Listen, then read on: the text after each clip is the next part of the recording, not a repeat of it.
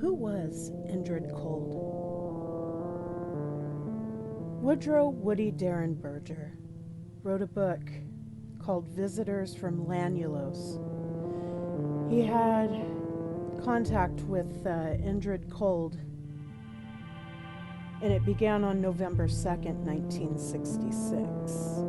The description of his book says, while driving home from Parkersburg, West Virginia to his suburban home in Mineral Wells, he suddenly found the highway blocked by a large gray object. Someone emerged from the object and walked to the passenger side window of his car. The man introduced himself as a searcher and offered words of comfort to Derenberger. After noting that he would come again, the spaceman, who called himself Indrid Cold, stepped back into the object and it rose out of sight. Derenberger went home and told his story to his wife. He then called the police and the press. Soon after, other witnesses came forward to say that they too had seen Cold talking to Derenberger by the side of the road.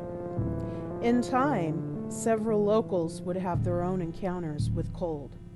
2 days later, while driving his car, Derenberger began to receive telepathic communications from Cold, who described himself as from the galaxy of Ganymede.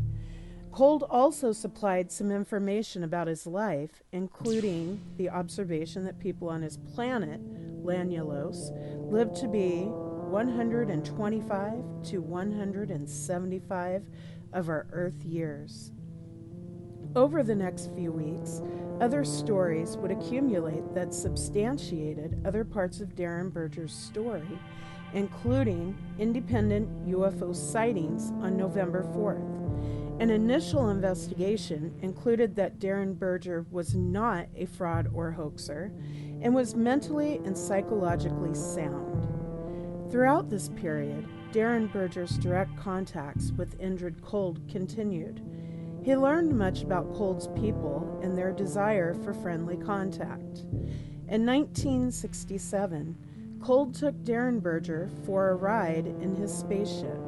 Strangely, they visited the oil fields of Iraq and Afghanistan, as well as Cold's lush jungle planet, which was populated by beautiful humanoids wearing no clothes.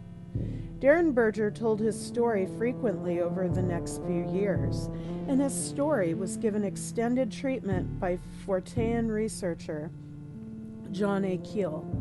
Through the 1980s, Derenberger assumed a low profile, though he continued to correspond with a small group of people who believed his accounts.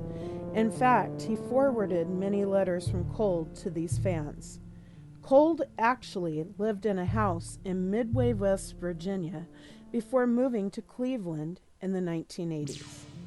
In the years since, other evidence has been discovered pointing to Cold's possible intelligence connections and the fact that he may have actually piloted an early aerial drone designed by the U.S. military. Was there an underground flying saucer manufacturing plant near Woody's home? Perhaps in Point Pleasant, home of the Mothman? Were Cold and his associates trying to bamboozle locals into thinking the military drones were from outer space? Or were they really interdimensional men in black or spacemen? These are some interesting questions, and I've been very interested in the legend of Indrid Cold. And I guess these are some things that we will never know. Thank you, and stay tuned for the next video.